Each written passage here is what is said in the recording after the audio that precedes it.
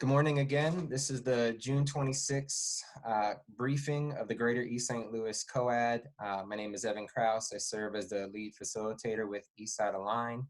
Our agenda today is fairly straightforward. We have a few different updates that we want to lift up to ensure you're aware of, and then dedicate as much time as possible to going into breakout sessions where we really want to get real-time feedback and a pulse check as we move into phase 4 as a state, and what those implications are for how we should be organizing and mobilizing as a COAD.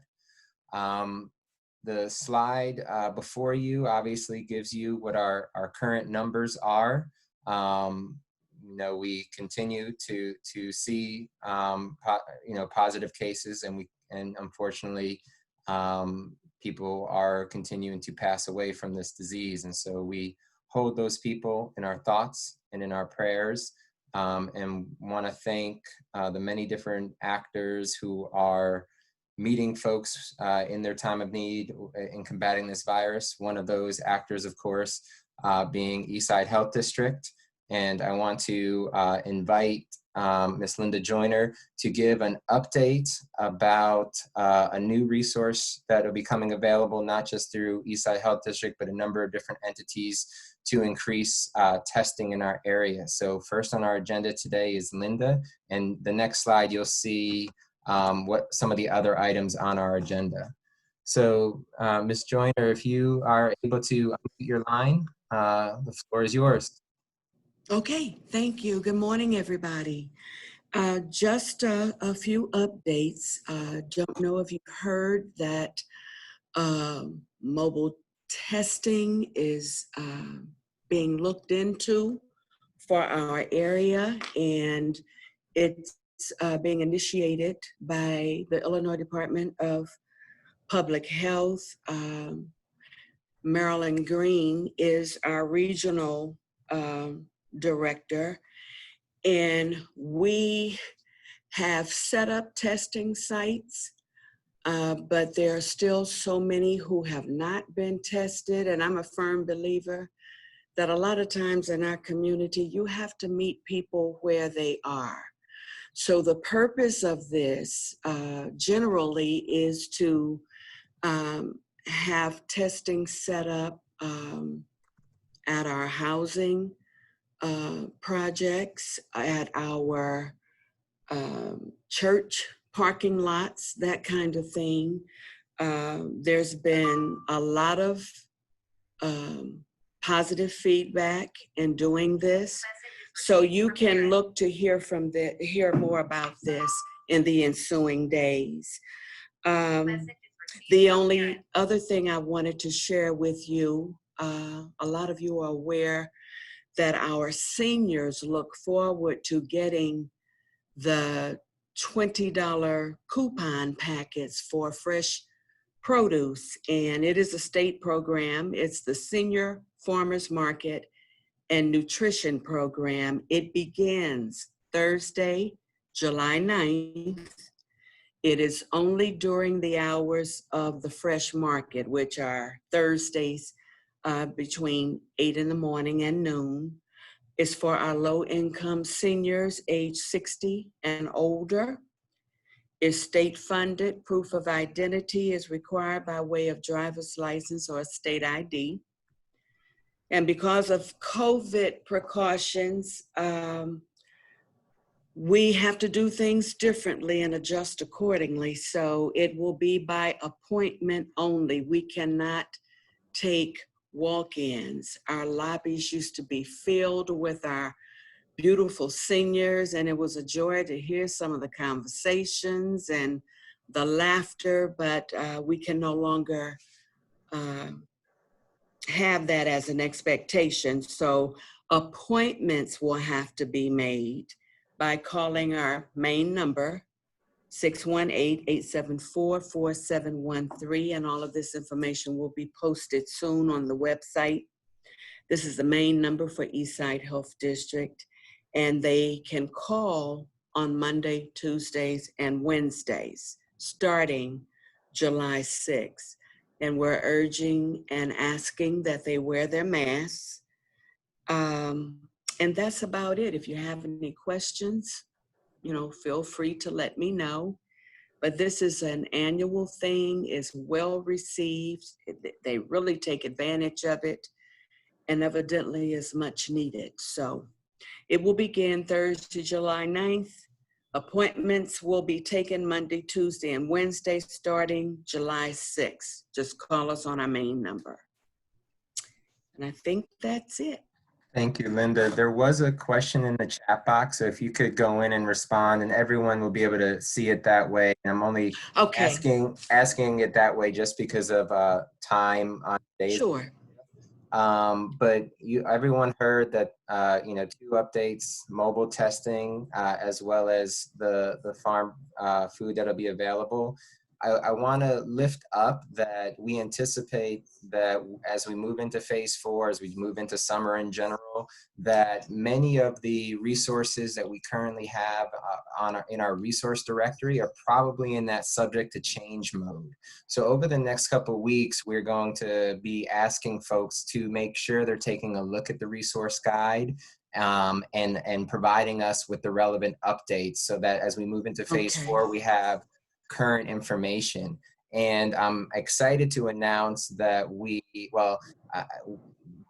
put together a lot of this information, and we've been trying to figure out ways to make it more accessible. We've had things in a Google folder, but we know that some platforms don't block you from getting into Google. So we just actually gave the green light to turn the button on. There is now a web page on the Eastside Aligned web page that will be a kind of a clearinghouse for some of these resources. And I'm going to invite Elizabeth Richardson to share a brief about the website, as well as give the next announcement about Ready, Set, Enroll.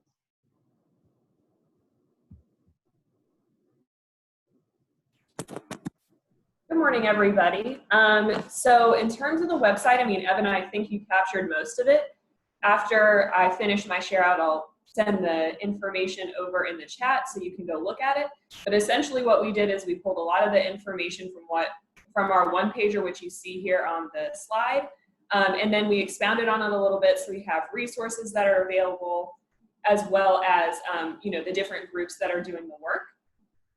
And so it'll be a really good place for people to go as they're just learning about the COAD, as they're trying to figure out how they could possibly get involved.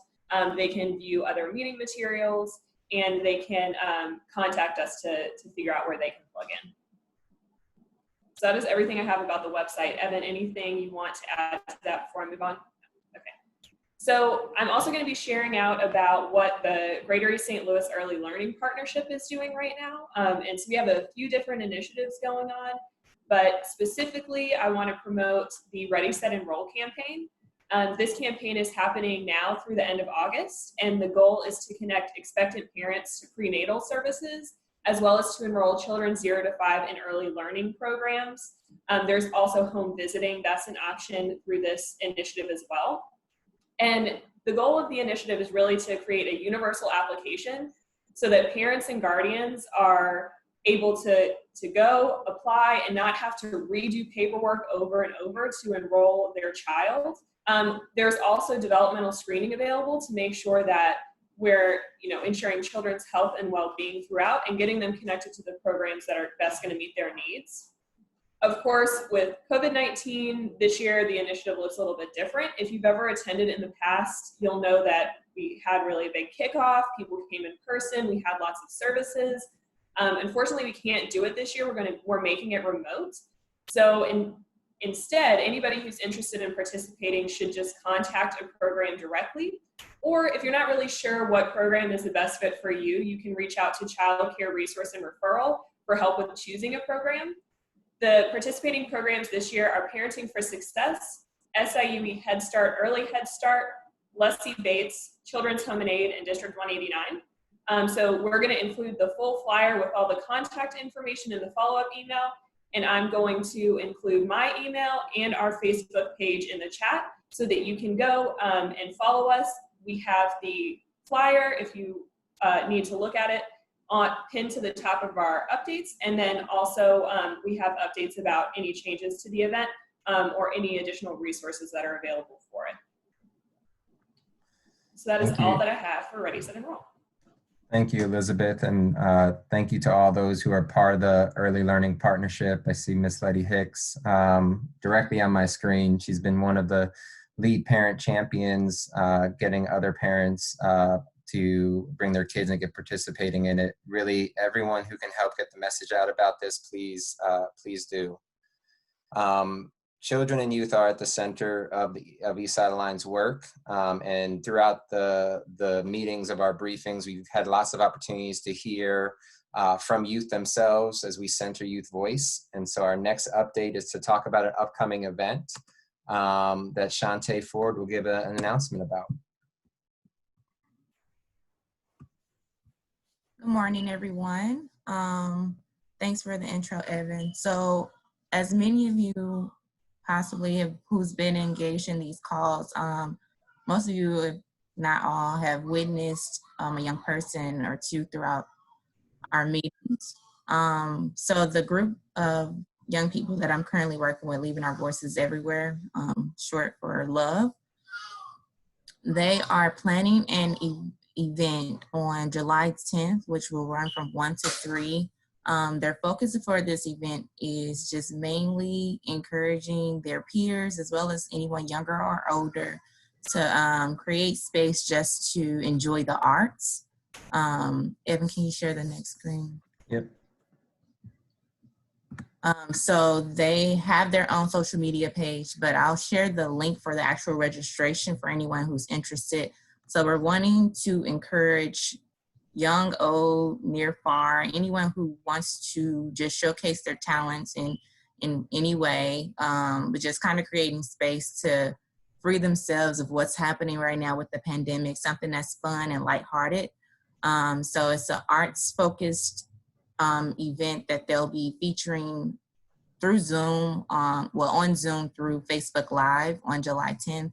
I'll share the registration link in the chat, and I'm just asking if you all can please share it with your network, any young people that you know who love dancing, singing, poetry, art, like actual drawing art, then please share with them as well, encourage them to sign up. And we're hoping to have a good turnout and just kind of feature something for our community to have fun and enjoy each other. Thank you, Shantae. And if you could drop the form link in the chat box so people can get it, that would be great. We'll email it out as well. Yeah, I'm doing. Great. So our next item on the agenda is in follow-up to conversation we had last week and some of the communications we've been getting out. And we were so uplifted by everyone who joined us yesterday in desiring to grow in their own learning, grow in their own understanding, and make commitments to take action towards advancing racial equity. And we know that this is a space where we hope to foster some of that dialogue, but know that everyone is operating at their own pace and in their own way. And we wanted to ensure you were aware of resources that are just in our region across the river that folks can take advantage of. And I believe Dr. Purnell during last week's call referenced them specifically, and I'm referring to Forward Through Ferguson. We are grateful to have Fabra, who works with Forward Through Ferguson, joining us today. And I've asked her to join to share about the opportunities they have available where folks to sign up for themselves and or their organization. So I invite Ms. Fabra to unmute her line and share a little bit about Forward Through Ferguson and the capacity building opportunities. Well, thank you so much, Evan. Can you all hear me? Can I get a thumbs up if you can hear me? Okay, awesome. So I'm Fabra, once again, my pronouns are she, hers, and I have the honor and privilege of acting as the Director of Racial Equity Capacity for Forward Through Ferguson. This year, we launched our Build Racial Equity Capacity Strategy through the organization, and it's actually the first time since Ford v. Ferguson launched as an independent organization out of the Ferguson Commission, that we've had staff capacity to actually start to offer some trainings and some ongoing consultations to local practitioners and local organizations.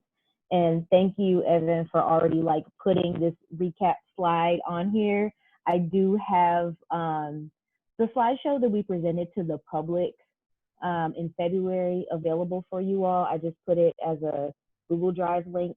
If for some reason people click on it and it doesn't work, I'll make sure the sharing settings are open. But basically, it talks a little bit more about who we are as Ford v. Ferguson, how we've been trying to exist since the Ferguson Commission wrapped up, and then we became our own 501c3. And then what we're seeking to do over the next several years to help organizations and practitioners who have a systemic impact build their racial equity capacity. So for me, in my role, that pretty much means the education piece and also the consulting piece too. So I think an entry point for folks on the East Side who are interested in plugging in could be the systems change primers, as well as the racial equity capacity assessment. And then if organizations have a need for some generalized consulting where it specifically is addressing racial equity capacity issues, we could individually set up appointments to do the pre-consultation with you all to kind of get a feel for who you are as an organization, so that we can let you know if our services and what we offer will fit you. What I'll say is that we try to differentiate our experiences and what catalysts we put on your particular project, just to make sure you're getting what you need. So we have a whole group of data and research catalysts where their whole thing is looking at your data, figuring out what your outcomes look like, and helping you plan based on that. They do a different thing than what I do, but sometimes I will have to bring them in depending on, like I said, the identity of your organization. But I think that's sort of a really like big commitment. And for folks who don't have the budget or not sure if there's buy-in from their institution, I think the trainings and the workshop sessions that we're trying to offer to the community for as cheap as possible could be an interesting opportunity for you to start to think about how to move your institution or think about how to plan differently. So we did add some more dates for the systems change primer. There is one that's coming up on July 16th. That one is specifically for local elected officials. We were able to fundraise. A local funder decided to give us the amount of money to cover the cost for about 30 participants. So we're accepting applications for local elected officials. So city, county, and some school board. And I think there are some state people who are interested as well, but we're capping at 30. So when we get the applications, we're trying to get those decisions back to people, but we do want it to be representative of the region. So if you live on the Missouri side, or even if you're on the Illinois side and still find that your representative could find that experience valuable, we'll accept applications from the East St. Louis side as well too. And I'll put the link in the chat box for the application for the Systems Change Primer for the officials. And then there's also one that's open to the public. And the one that's open to the public that's coming up the soonest is on July 30th. And then there's also one in August that is coming up. And there's still room available in both, though we're almost full for the August session. So if people are interested in something sooner than later, I would recommend registration for the one on the 30th. And then I think we have maybe one last one in November too. I see that there's a few comments in the chat box. I don't know if that's for me or not, but I've been talking for a second. Are there questions specifically? Yeah, we do have time for a few minutes for questions, and then there'll be a time where I just cut it to go to chat box. But we're running good on time until we do our breakout. So if folks have questions about the training, I offer them. Let me get out of the slideshow for a moment so we can see each other.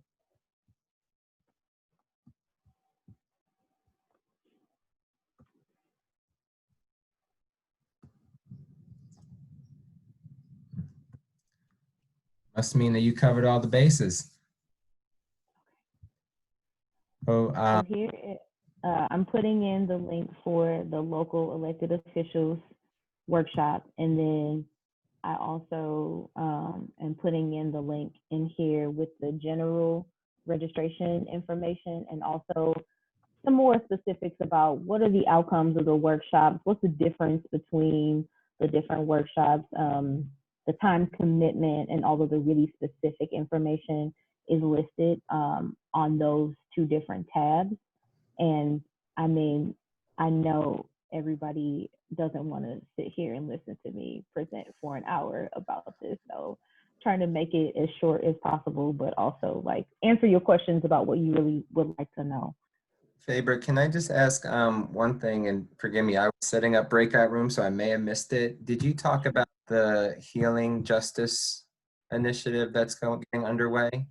No, I did not. And so the Racial Healing and Justice Fund is within our strategy called Sustain the Work. So one of the things that we learned quickly after the commission wrapped up is that if we are serious about building racial equity capacity in the region, we have to have a fund or an endowment of some sort. And so the goal eventually is a $25 million fund, but where we landed and we're able to do some organizing and some partnerships is roughly a $3 million fund that will be launching over the next year, where Forward Through Ferguson is the convener, and we will be doing like a community-based fund where people from the community will create an accountability board and make decisions about the funding that's being allocated to the region.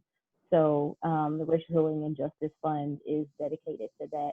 It's a partnership with Deaconess Foundation, Missouri Foundation for Health, and then a couple other funders, I think, such as the St. Louis Community Foundation and a couple other local funders who are interested in that work have joined on. And so we're dedicating the $3 million to the St. Louis region over the next 3 years. And last question before we move to breakouts, how can folks from our side of the river get involved in either helping to inform that work and just participate overall? Yeah, I think that's a great question. So we have a couple of events planned for the Racial Healing and Justice launch over the next couple months. The thing that's coming up tonight is a panel for the community constellations.